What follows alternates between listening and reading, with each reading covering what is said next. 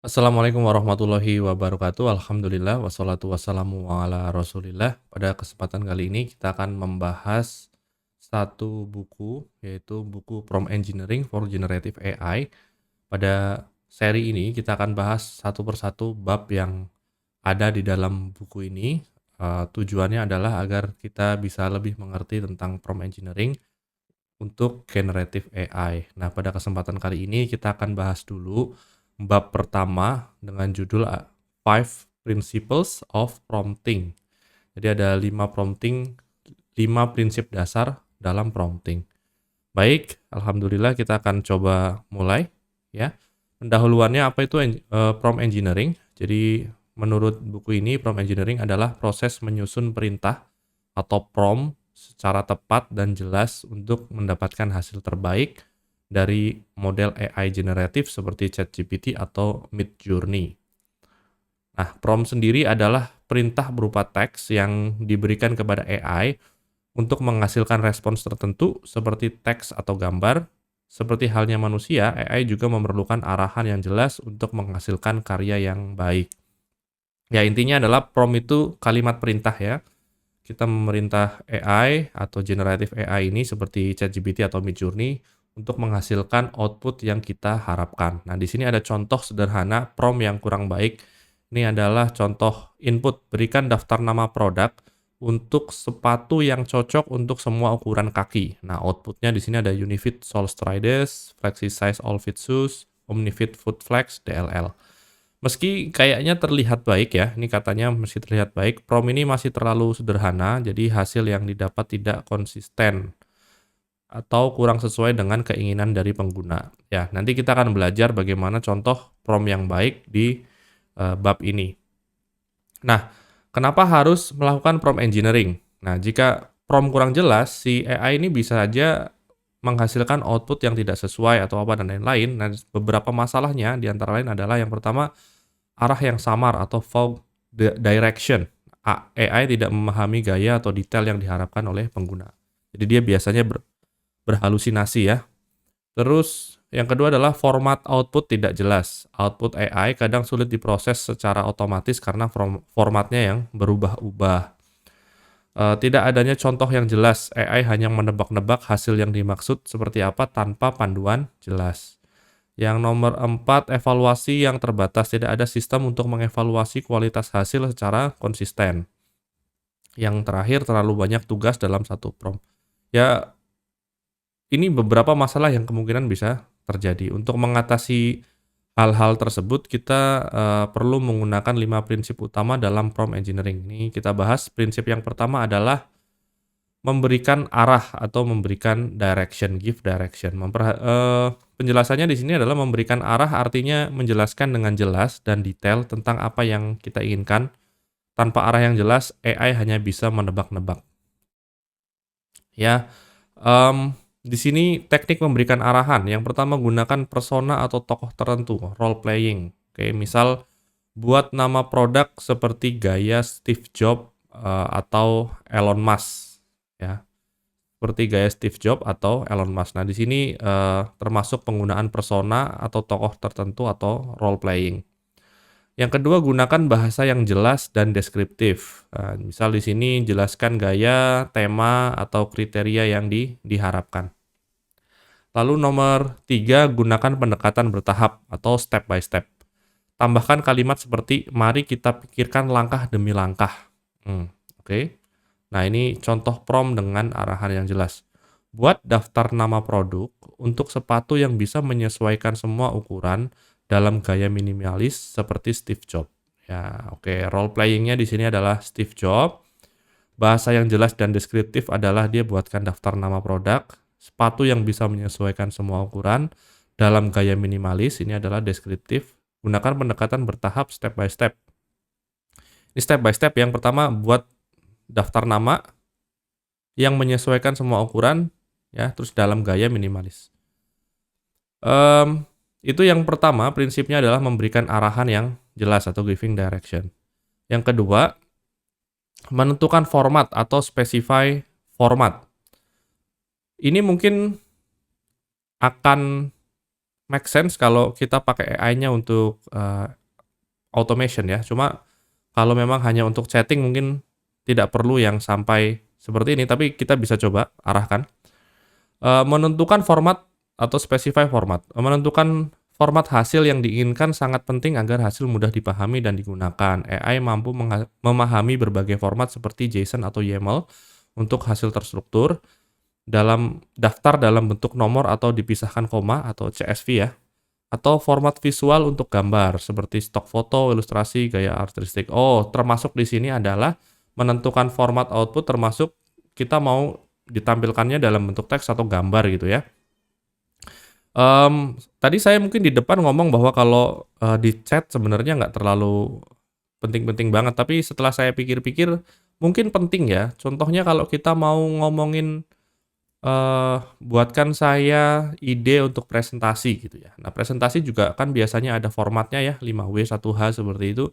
Nah, dengan kita men-specify output-nya harus mengandung 5W 1H gitu-gitu, dia mungkin bisa menghasilkan format yang sesuai dengan yang kita harapkan. Dengan menentukan format, hasilnya akan jauh lebih teratur dan konsisten. Kalau di sini sih lebih ke JSON ya yang seperti contohnya.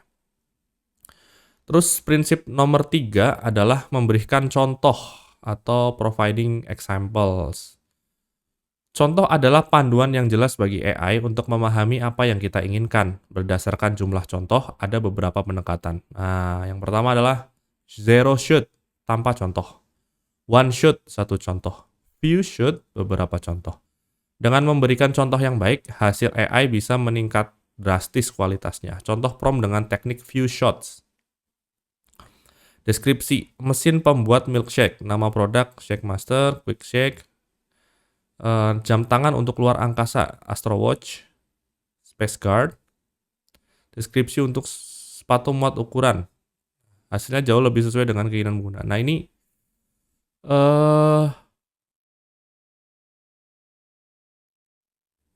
contohnya mungkin kurang menjelaskan ya. Mungkin kalau dilihat di sini beberapa contoh, mungkin dia,